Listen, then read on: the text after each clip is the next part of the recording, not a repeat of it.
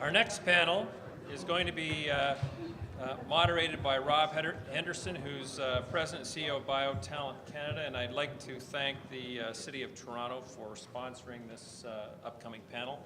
And Rob, I know you're around here somewhere. Rob, if you'd like to come up, that'd be great. Thank you.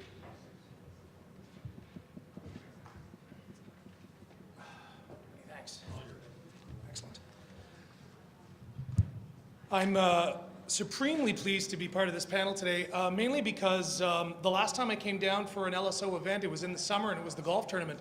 And I flew down from Ottawa and I showed up at Copper Creek with my clubs all ready to play and only to find out that it was the day before. So I'm very pleased I didn't disappoint Jason like I did then.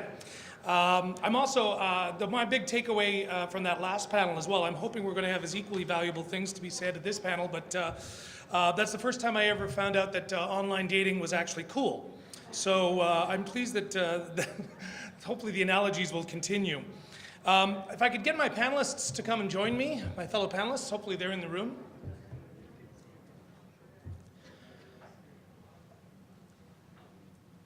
I thought we'd start off before I introduce everyone, talk to you a little bit about BioTalent Canada and what we do.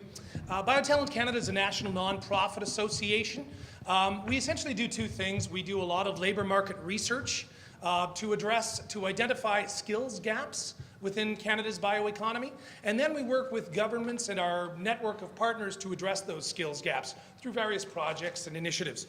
One of the things that we've done that's very, very new to us the last 2 years is we built a network of partner organizations, including 6 national and 10 provincial industry associations. And I'm very pleased and honored to say that Life Sciences Ontario showed some extraordinary leadership. They were the first one to come on board, quite enthusiastically, I should say, in the person of Jason Field. And they're, quite frankly, I think they're a textbook case of what a partner should be. Tremendously supportive. They tout BioTalent Canada and our HR services and online tools as much as we can, and we hopefully we're equally supportive back to you. So thank you very much on behalf of all of us at BioTalent Canada. I thought Jason and Slavi exemplified what we were talking about with the bioeconomy and the fact that 63% of the companies that exist here in Ontario, and I can guarantee you that this is the same, the percentage is not that much different across the rest of the country, are companies that employ less than 10 people. As a result, these are small and medium-sized enterprises often run by scientists who don't have a lot of HR expertise. So BioTalent Canada really exists for those companies. We're sort of an extension of their human resource department. And we've done a lot of research behind them to try to equip them with the tools and the expertise that they need to make sure that they attract and retain the kind of talent that they need to grow those businesses. In 2013, we did an extensive labor market research study, which, not surprisingly, identified 2 of the major requirements, the greatest challenges that are facing those small and medium-sized enterprises. Not surprisingly, the greatest challenge is access to capital, of course. But the second one, and it wasn't very far behind, was access to talent, was being able to attract the kind of talent that they had. So what kind of talent? Well, that same research that we did was talking about what are the skills that we're going, and the top 3 that came in were leadership, entrepreneurial skills, and sales and marketing. Surprise, nothing to do with science. However, if you can take a look at, in terms of some of those are the skills that right now are being stated by those SMEs as the greatest, that pose the greatest challenges to them growing their businesses. So I think a lot of times we get a little bit bogged down in some of the science skills that we're talking about because that's our field. But at the same time, we have to remember it's those soft skills a lot of the times that are really impinging on these companies' businesses. One of the things that we're going to be talking about today, well, I should say our panel is about the future of life sciences. So we're going to be talking about schooling, and we're going to be talking about how do we instill the scientists and the leaders of the future with all the skills that they need to make sure that they grow those businesses. One of the projects that we do quite successfully, I might add, BioTalent Canada, we have an onboarding wage subsidy program for new grads in the bioeconomy. And up until about 2 years ago, we'd had this, it's called Career Focus, and it's funded by the federal government.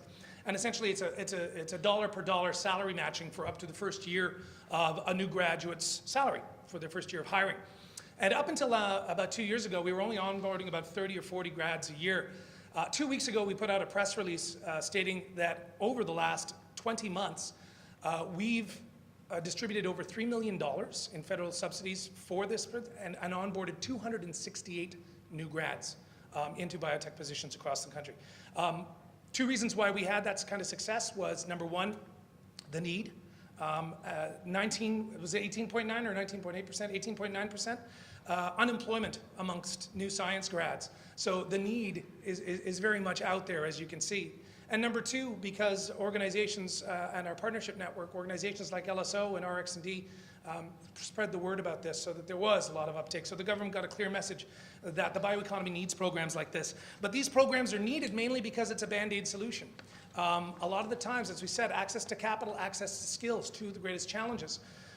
So this is, the problem is that onboarding new grads is sometimes a pain point for these companies. They would rather go and hire somebody who's got 6 months or a year, or at least, of industry experience. So we're trying to essentially offset a problem right now that we continue to have, and that's rather endemic in the bioeconomy. Something else that we wanted to do in terms of framing our discussion today, we actually talked to companies and asked about how they recruit. Currently, headhunter firms, 86% of headhunter firms use social media either as their primary or a very large part of their recruiting. Biotech firms across Canada, 4%. 4% use social media. Now, we all know what all young people are using all the time to communicate. So the problem that we've got is not only that they're trying to onboard, some of the new grads are perhaps not industry prepared for these jobs, but we're seeking it in different circles. 80% of biotech entrepreneurs use simply their own circle of friends and their network of professional associates to recruit. 80%. So that hidden job market for young people is more hidden in the bioeconomy than almost any other vertical. So this is gives you a little bit of a framework of the environment that young people find themselves. So to address this, we have an esteemed panel here with us today. On my far left, we have Uli Kroll, who's the Vice Principal of Special Initiatives of the University of Toronto, Mississauga. He was one of the founders of the Masters in Biotech program that has enjoyed such massive success at the University of Toronto. Welcome, Uli. Sheldon Levy is the President and Vice Chancellor of Ryerson University. Besides being on our panel tonight, Sheldon was also instrumental in creating the Ryerson Digital Media Zone, which is an award-winning program in terms of fostering and incubating businesses. So those are our two academics that are going to be telling us a little bit of what they're doing to try to alleviate the pain. The next two panelists I'm introducing are underachievers of the panel. Our first one is Ted, to my immediate left. Ted Paranjothy is a marketing associate currently for the future portfolio for AstraZeneca Canada, and is currently a Master's of Biotech student in the University of Toronto. So we still want you to be shoot from the hip and don't worry about expulsion, even though your vice principal is just a few seats away from you. Besides working for AstraZeneca Canada right now, Ted distinguished himself by being the first Canadian ever to win first prize in the Sanofi International Biogenius Challenge in 2007. And finally, to his left, Jessie McAlpine, who's a second-year student in microbiology and computer science in the University of Toronto. And Jessie distinguished herself by recently being named to Canada's top 20 under 20, which is fantastic. I got recently named, coincidentally, to Canada's top 100 under 100. However, they told me later that they were referring to IQ when they did that. So, a distinguishing aspect nonetheless. Jessie also started her career very early. I'm told that at the ripe age of 12, she started doing primary research in epigenetics. I'm sure you were quite popular around the baseball field with all of that talk at that point. So welcome to the four of you. I'm wondering if we could start talking a little bit about some of the challenges that we could face. Perhaps Uli and Sheldon, you could launch us off a little bit about some of the initiatives that your organizations have launched and how you're trying to address this issue and fostering some excellent careers amongst our young people. Sheldon? Well, thank you very much, and maybe I'll just bridge off a bit of the introduction and give some background. About 4 years ago, we were seeing students, mostly in engineering, I would say, but not exclusively, coming to the university, and they would have what you would call, up until then, a capstone project. But they were now asking the university, I would like your help, university, in taking that project. And what they were really saying is, help me see if there was a market for it so I could commercialize it. And I've been in this business a long time, and I wondered why all of a sudden I was seeing students come to me looking as if they were entrepreneurs and wanting the university's help in that way. Well, we tried to do it the traditional university way, which was to try to create a big program around it and trying to get a government grant, and nothing worked. And then we said, what happens if we just did it ourselves? And what we would do is that we would take some risk. We would build an innovation center or an incubator, and we would see if, in fact, if you build it, will they come? Well, we built it, and we knew instinctively that you had to build it in a place that was attractive and others would want to come, and you would have to build it with a sense that you were going to risk it in a way that you wanted it to be successful, so you're going to put some resources in it. Started off in 5,000 square feet, and if you add all the incubation space at the university today, it's about 100,000 square feet. 5 years later, it was ranked number 5 in the world of university incubators and number 2 in North America. So it's a great story, but I think there's a whole lot of lessons we learned in it that I think are important. One of them is we're at a time under which the young people are seeing themselves, not exclusively and certainly not a majority, but many, many more than I've ever seen before, seeing themselves as entrepreneurs and seeing themselves as not only starting their own company for employment, but being the employer themselves. And this is a relatively new phenomena, but what was also interesting was that the way it was built around iterating towards success. There was no blueprint, and what we did was we built it around the needs of the entrepreneur. A couple of observations that have been said is that it is so multidisciplinary, where you have the student in engineering, the student in science, the student in business, the student in design, and the student in fashion. And they're all working together towards the business. In fact, it's almost exclusively multidisciplinary, and where the university has a great deal of difficulty in interdisciplinary work, the students have no difficulty in interdisciplinary work, and in fact demanded of themselves so that they could put together the type of HR that is for companies to be successful. So the university became a place under which it encouraged young people to meet each other, to foster these ideas, and to create the companies. What did we add? We added a lot of discipline with how you got into it. So you had to get into it not with just an idea, you had to build a prototype. And then what we did, and what we found absolutely critical, is that you had to bring potential customers to the young people in the companies, because the most important thing that the entrepreneur was learning is how to listen to market needs. Rather than to invent them in isolation, they became great listeners. And then with a company, they were iterating towards a product for success. So I could keep on going on, but let me tell you where it intersects with your interest. So we opened one up mostly in what you could call the digital space. We opened one up then in what we call the Maker Lab. We opened one up in what you could say is film and photography. And next year, we're opening one up with St. Michael's Hospital in the Li Ka-shing building, what we call iBest, which is to take their technology along with engineers, along with the students, to see if there is market interest in that. So we bring everyone together at a stage under which you're at the very early stage and you're listening to what the market needs.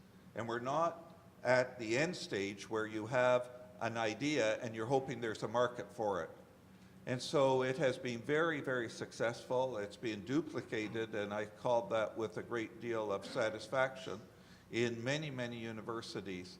But with unemployment now very high, and SMEs being extremely important to our economy, I believe you are seeing the birth of the new SMEs, which are university students. And don't get me wrong, I don't think this is the majority at all. I think this is the minority, but it's a big enough number that they're making a dent. Now, I'm going to tell you one big problem we have. The problem is that we are very, very good at creating companies that get up to 30. We're very bad at getting companies that go up to 300, because when they're in 30, they're either move south of the border or to Europe, I'm finding, or they're acquired. So although we are, I could give ourselves a lot of pats on success, we haven't got the formula down pat, because when they're the most successful, they're either eaten up by the big ones or they find a better home south of the border or in Europe. But we're on our way. Lots of learning still to happen.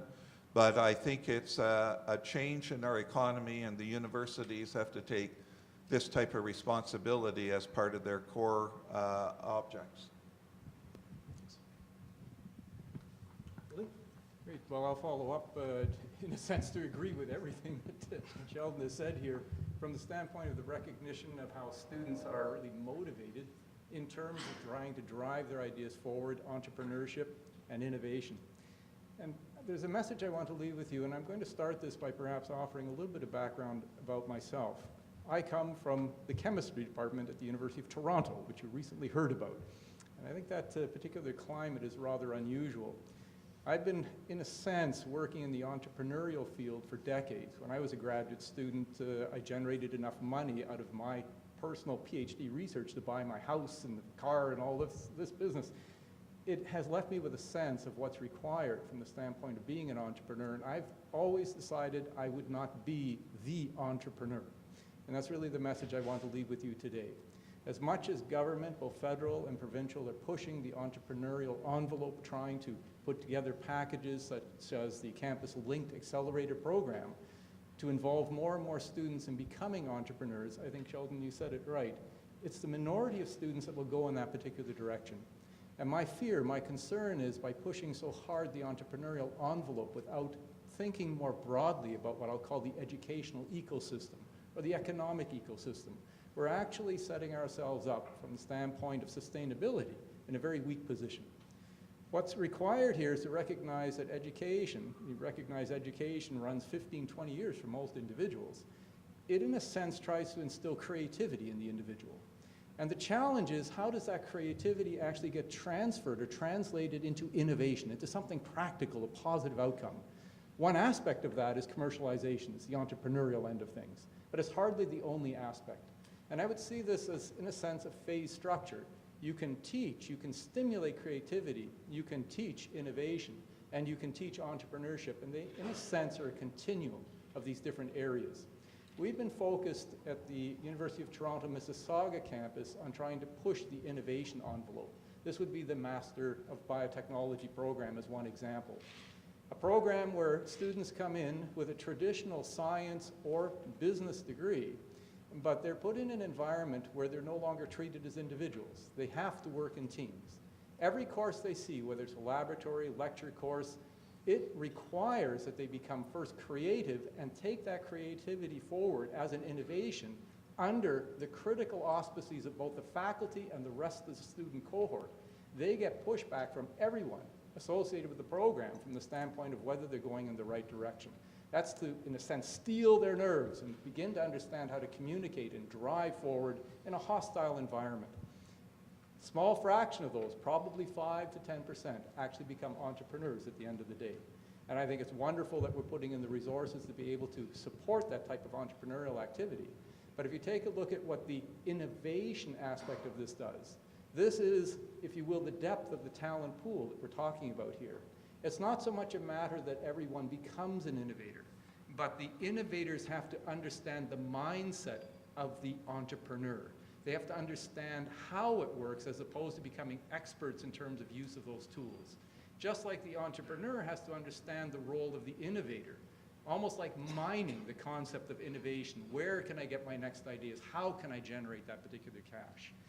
And all of this is going to come back into the industry from the standpoint that if industry is not providing co-op positions, the experiential learning. If people from industry are not willing to stand in front of the students in an academic environment and share your insights, share your knowledge, whether it's science or business, we're not going to be able to promote this from the standpoint of truly moving from that creativity to innovation to entrepreneurial practice. Well said. I think that's quite true. We're going to hear from Ted and Jesse in a moment. I think I speak for all of us with the two of you that we're really kind of glad that Sheldon and Uli's programs are not spurting out hundreds of people like you, because that way none of us would have jobs. So it's really kind of pleased that you're a bit in the minority at this point. But we thought maybe you could bring from the students' point of view and what you're seeing amongst your peers and what you're seeing within the educational system and the framework of what you're facing, both from a job perspective and also from what Uli's talking about in terms of that environment that's trying to foster entrepreneurship. Ted, maybe we can start with you. Thank you very much for the question. I'm just going to use myself as a living example for a lot of what I'll be saying today. So it might sound far-fetched when we talk about the qualities that we want to have in our students and the next generation of entrepreneurs and people moving forward. It's a real quality of both business and science. It seems almost, how could you have somebody who's doing organic chemistry in one hand and all of a sudden doing economic modeling in the other? Almost use totally different thought processes. But that's exactly what the Master of Biotechnology program that Uli mentioned earlier, it does, and it forces us to be uncomfortable and to think outside the box and to not be in our comfort zone and to push us to do what we don't normally do. So just a little background on myself. All my training and everything and my entire background is in pure science. So my background is in cancer research and then later in microbiology. Like 5-6 years ago, in high school, even in my undergraduate degree, I never thought I would take a business course in my life. But now I find myself working at AstraZeneca, which is one of the world's largest pharmaceutical companies, as a marketing associate, not as a chemist or a biologist. So that's been quite a change for me. In terms of some of the qualities that we see in the students, Uli mentioned this and Sheldon did as well, is entrepreneurialism.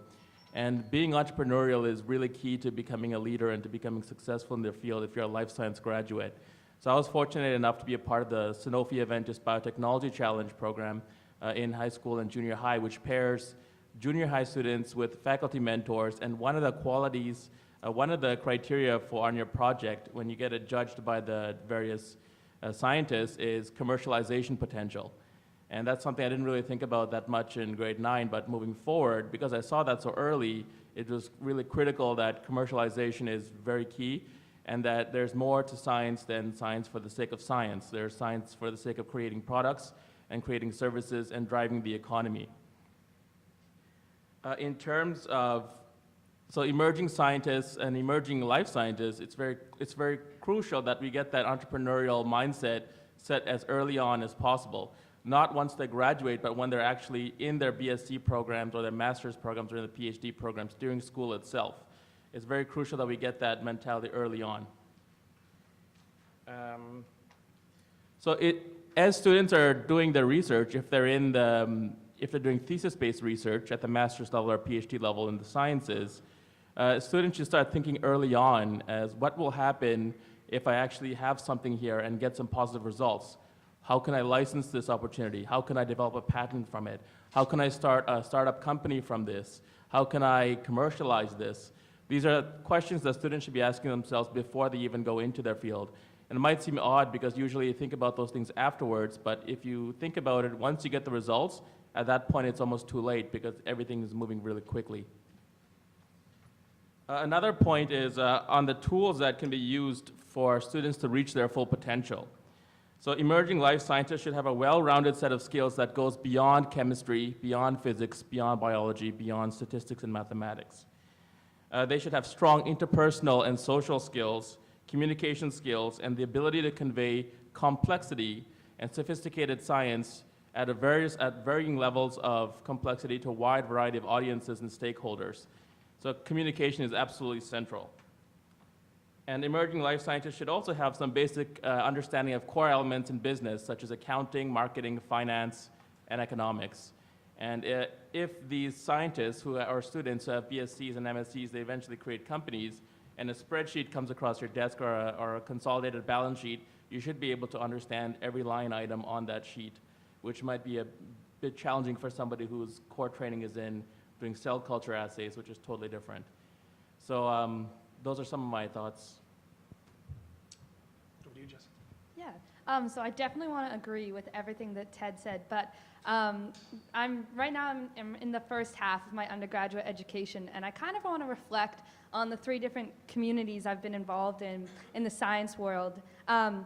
So I grew up doing science fair projects, which is why I started out with fruit flies back at the age of 12. And since then I've progressed, and now I'm studying both microbiology and computer science. And by doing both different fields, it's really interesting to see the difference in the attitudes of students. The very first University of Biology course I had at the University of Toronto, in the massive con hall, first question the professor asked was, how many students are planning to write their MCAT and apply to medical school? And I swear at least most of the students raised their hands. I was probably one of maybe 10 that didn't. And I think that kind of sums up a lot of the attitude of my peers right now in the undergraduate level of life sciences education. Many of them will do summer research or they'll get involved in research, but more as a means to an end, because a lot of their goals right now are professional school, and they view grad school as more of a backup plan, something that, okay, if I don't get into medical school, then I'll still be involved in science and I'll go work for a pharmaceutical company. And I think that having that attitude at the undergraduate level is really discouraging this is not all students, but the majority of students, as they begin their early research careers, and that they're not actually viewing it as a career. They're viewing it as just some experience that, okay, maybe it'll help me along the line, but really at the end of the day, I want to be a doctor.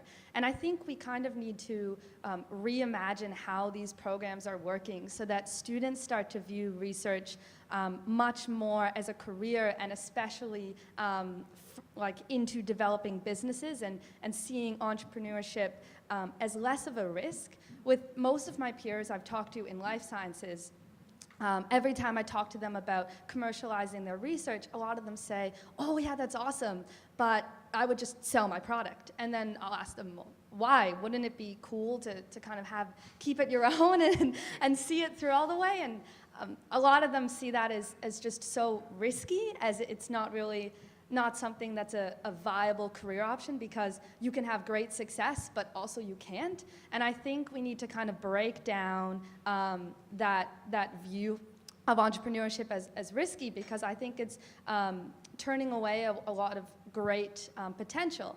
And that's kind of the opposite of what you see in computer science, where almost every student you talk to, they're working on some kind of app, they're developing some sort of code, or they're working on a website, and they have full intentions of carrying it out as far as they can. But the difference in computer science is that all you need is your computer. You can sit at home and you can code away, and it takes a while, but you can have a much more tangible prototype at the end of the day when approaching investors, versus a lot of life science and entrepreneurship. You need way more initial investment, monetarily speaking. That's really discouraging from the undergraduate perspective, where most of us are living with not a lot of money. So it's difficult looking at approaching investors. And I think that's also where it's differed in speaking with a lot of my engineering friends. From the undergraduate level, from first year, they have a mandatory course that's kind of teaching the soft skills and practical skills that you need as an engineer going straight into industry. And a lot of those skills, they make sense. It's fantastic that that's part of their undergraduate education. But I find that many of my peers, a lot of us aren't exposed to grant writing or the process of patenting or any business skills until we need to have them perfect, until we're involved in that business or we're writing that patent. And then we can't make mistakes because now this is our product. And by not having that worked into our education, I find that kind of creates that risk and that ignorance, because students don't know what it's going to take, what they have to do, and how they can do it well. So if we had a course like this engineering practical course, hopefully it would encourage more life sciences students to have the skills and be able to better assess whether or not they're willing to take that risk, because at the end of the day, I don't think it's as risky as a lot of my peers seem to envision it, and I think that could help, especially from the undergraduate level, and encouraging students to view research and entrepreneurship as a viable career option. Jesse, you'll never make it in this business, there's no way. It's very cool to have somebody speak with such energy and such passion about the industry. I think that's great. I have a question for you, particularly before we open it up to the audience. One of the things that we found out statistically, right now 60% of all of graduates in biotech programs are women, are females. However, employment of women has fallen over the last 5 years by about 11%. So you're about to launch a career into this industry, you're currently studying it. Is there something that we could do to perhaps or what have you noticed? Is there something that we could do to improve the brand of biotech so that we retain that talent base and that they don't seek other industries to apply their talents? Yeah, I think, so again, this is on a majority basis. There's always minorities who are apart from this, but many of my female classmates that I've spoken to, it's not that they're not interested in science and they really, really enjoy what they're studying, but I find that a lot of them almost settle, like they get comfortable in their research and then they just don't always think about where it could take them. A lot of my classmates, I've spoke to them about their research and automatically I go, whoa, that's awesome. Like, why don't you commercialize that? And most of the time they go, oh, yeah, maybe I could do that. And it's almost like it hasn't crossed their mind, which is interesting because there is so much of a push right now for entrepreneurship and for starting these businesses. And I think, again, it comes down to not necessarily ignorance, but just access to resources again. A lot of different mentorship programs and different networking events I've seen are awesome, but I find a lot of the times they're targeted at people who already have a startup that's begun, and it's accessing resources or mentorship for your small company after you've already formed it. And I think there's kind of a gap in, I have a product, and I don't know whether or not, or I have an idea, and I don't know whether or not me as an individual, if I should start a company or if I should just immediately sell it. And especially from like a fundamental research perspective, I know a lot of my friends have viewed it more desirably to just sell it because then they can stay in fundamental science, and I think a lot of us are scientists in this room, and nothing compares to doing the actual research and getting the results and seeing what you've innovated. And I think a lot of the peers I've talked to think that if they start a company, then that's it.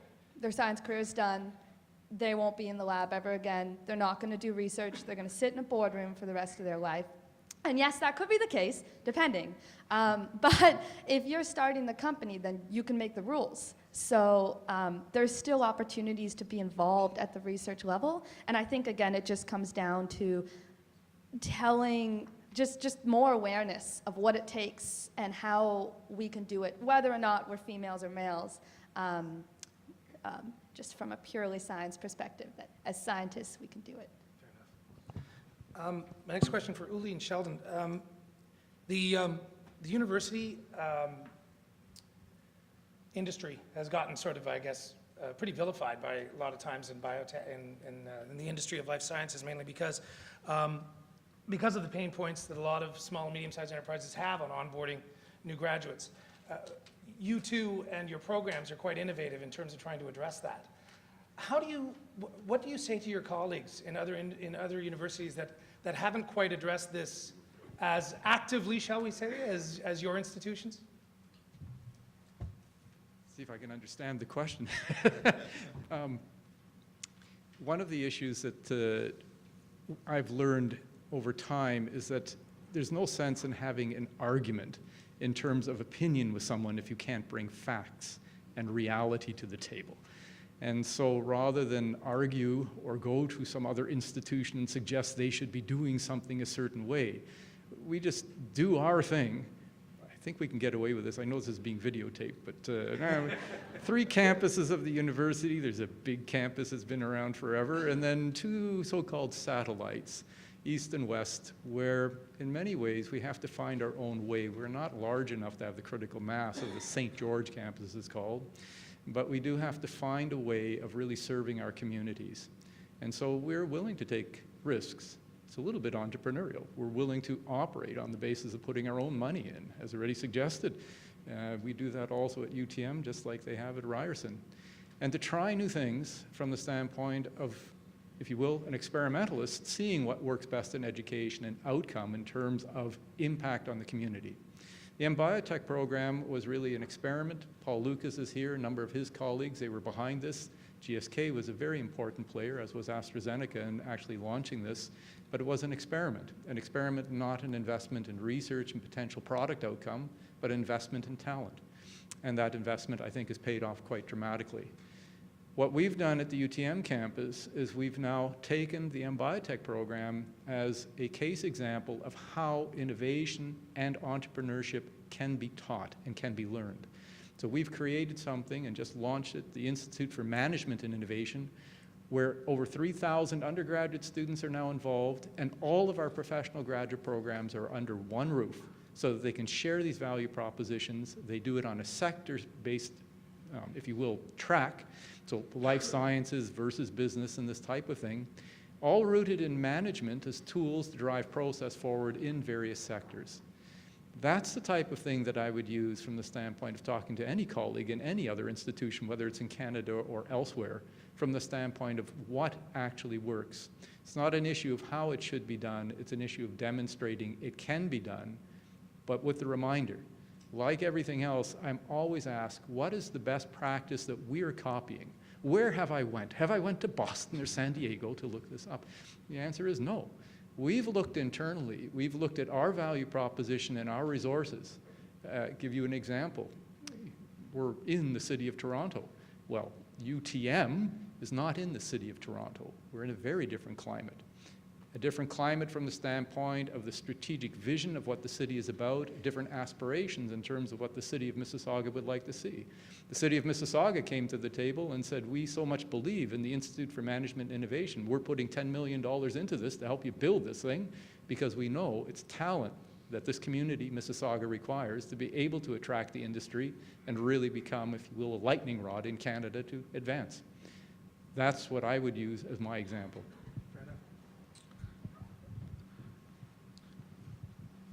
I think if you imagine a discussion somewhere around 1960 at the University of Waterloo, they would have said something about co-op, and I could imagine people in 1960 were rolling their eyes on co-op and what that meant. And I wish I was in that room at that time, but there was a bit of risk, a lot of courage, and a bit of why not go for it. And hats off to University of Waterloo. It became a bit of a brand with them. And then when the rest of the academy saw that they were in fact attracting the best students and getting a lot of good reputation from it, each of us in turn began to do co-op, and now co-op is a calling card. Well, I think the Times is that the new co-op is rather than work for someone else, work for yourself and build your own company. So and I would think that when you do something new like that, the best way to do it is to follow those that are doing it and iterate towards success rather than thinking that you have the right model and you are going to continue to improvise and you're going to continue to look at what's working. And like a research experiment, you create hypotheses, some work and some don't, and you keep on improving upon the model. And in the Ryerson case, no one would have imagined when we started off that we would be open, that we would have a large incubator in Mumbai, India. It turned out that it was important to internationalize it. No one would have thought that we were going to become extremely attractive to IIT graduate students. That wasn't Those things we learned along the way, and we kept on improving upon it. But I think the success is to pay attention to what the students are asking you, to be honest. That's all we really did. We didn't invent it. I can tell you the students invented it, and we responded. And I think if you just listen to the students, they probably know more about what they want than what we know what to give them. Words. So I guess at that point, maybe perhaps now's a good time to open it up for questions from the audience.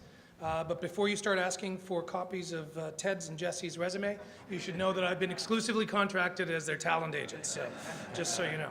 So, yes? Sheldon and Uli, thanks for your presentation. I have a question for you about faculty at both of your institutions. We developed a course at the University of Guelph called Commercialization of Innovation, and it was for science non-business graduate students, right? The problem we had was, Dave Sparling and I put it together, and we brought in experts from, on regulatory from Monsanto. We brought in IP lawyers from Gowlings. We brought in entrepreneurs. Cal Stiller and John Evans came in and spoke, right? And it was a great course, and it was very highly rated by those who took it. The problem was that faculty didn't see this course as core to the development of a grad student, so they didn't get a lot of support to take the course. In fact, we had students taking the course without their supervisors knowing it, and they were worried about it. How do you get rid of that paradigm, if you will?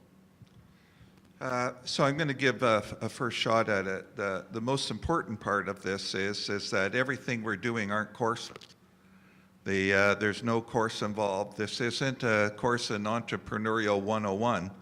This is doing it, and the challenge we had was how to fund it when it doesn't attract the normal, if I could use the lingo, of a BIU. It was a real problem because the government is caught in the paradigm of 1960, where it is, excuse the vernacular, bums and seats, and now you're doing something fundamentally different. How in the world do you fund it? I would say that, to be very candid, that when the faculty members saw the benefit that was accruing to students, that this was truly a student-driven value proposition, whether it was for a profit or very big not-for-profit type of ideas, the faculty bought onto it. The faculty might have been skeptical because they are skeptics on things by nature. But when they saw the value to the students, they bought onto it to the extent that almost every faculty is now trying to create that type of zone in their area to support students.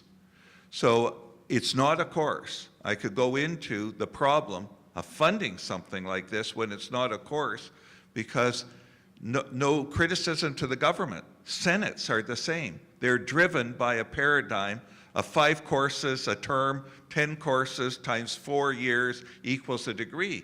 Then all of a sudden you say, no, we're going to do something fundamentally different. What value does a student get towards the degree is another question. So there's a lot of things that we have not worked out. And so I think when you make a change of this order, if you think you have to work out everything on day one, you'll never make the change.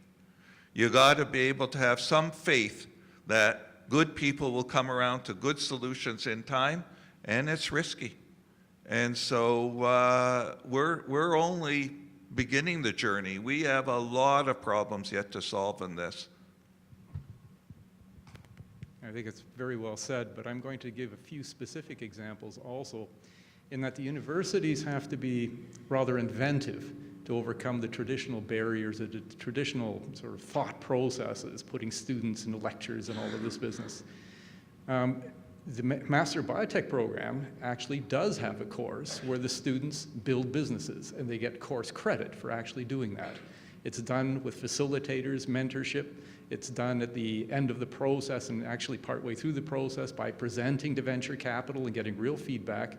And there are a number of these student groups. It's always done by student teams, usually very cross-disciplinary from the standpoint of creating businesses, where a number of these are now in incubators. They're actually successful small businesses. But that is only one direction to go in. give you another example. We actually, at the UTM campus, for the entire university, have a certificate program in a sense, business experience. And what we've done is we've worked with a local regional innovation center. We've worked with some of the programming we traditionally have for the professional master's programs where we have seminars. These are usually speakers from outside. Students attend, they write up what it is that they learned, and they can do this a number of times. These are all signals that they're actually learning something and becoming better exposed. That's a certificate offered through the Institute of Management and Innovation. It can be done locally without going through the entire university governance process. It's a way of circumventing some of the obstacles there are in terms of the massive bureaucracy in the university environment and some of the personalities that one could potentially face. The other thing that I'll just point out, I want to give you a few examples here, is something called the co-curricular record. Most of us, as we went through university, would have had our transcript. You recognize your transcript, both graduate and undergraduate. If you're in the same institution, they get stacked together, and you can always find out what courses a student has done and what thesis title there was and this type of thing. University of Toronto, it's not the only institution to do this, has created something called the co-curricular record, another transcript. But this transcript actually lists, not in grades, but rather in performance, everything that a student has done in extracurricular activities once it's screened by a committee to decide that that particular activity had value.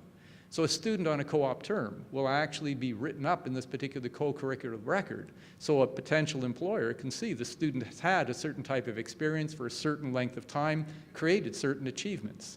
And we can do that across the board for a very large number of different types of activities, both inside the university and outside. So this is what I mean by being inventive, trying to create new tools to circumvent the traditional boundaries that we face. Although I'm keenly aware that it's this panel that stands between you and the ingestion of some ethanol in a few minutes, we do have time for another question or two. It was interesting all through today, and I was quite pleased. This is my first symposium with LSO, but I was pleased to see how much the talent had been a thread through almost every panel all today. And it's very interesting. This morning was Nick Green from Therapure Biopharma. They've onboarded about 125 different people over the last year. And we've been fortunate enough to be responsible for about 65% of their referrals and their new hires. He didn't tell the story this morning, so I'll tell it. It was one that was very interesting. While they were doing a lot of their hiring, Therapure decided to have a job fair right in their facility in Mississauga and in their cafeteria.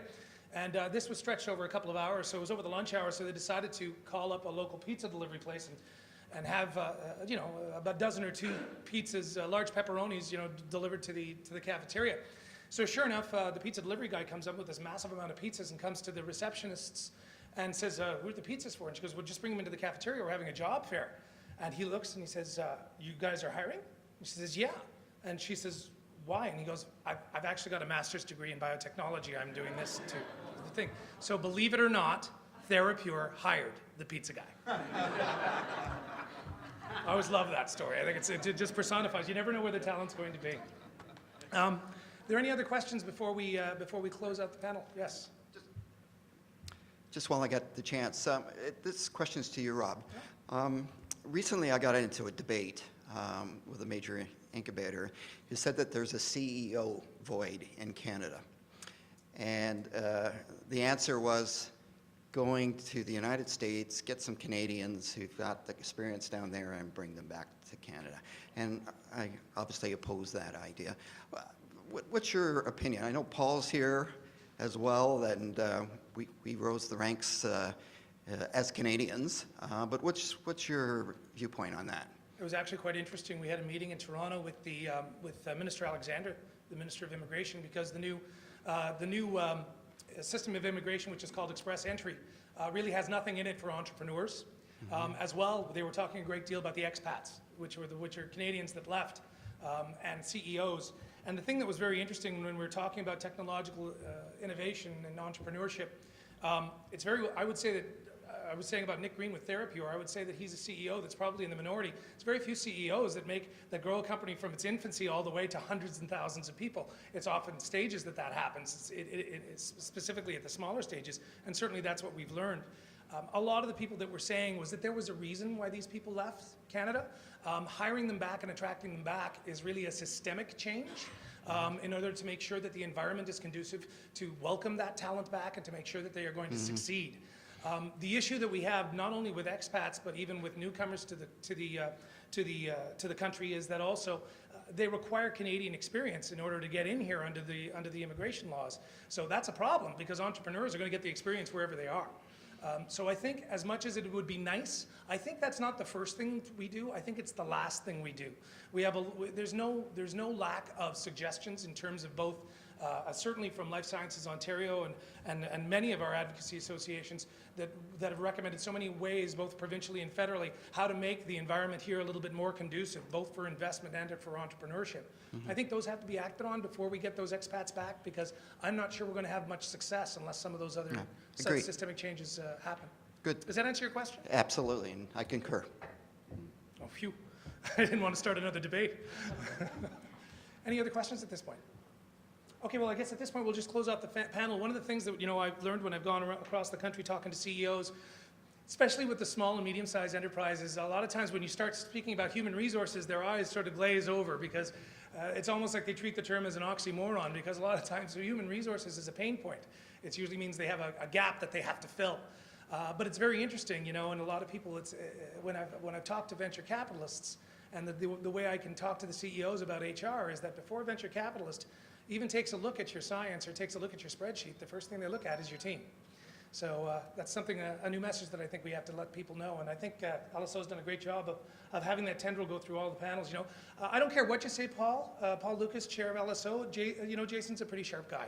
So, so I appreciate all of that. And to my distinguished panelists, thank you very much for closing off the session so eloquently.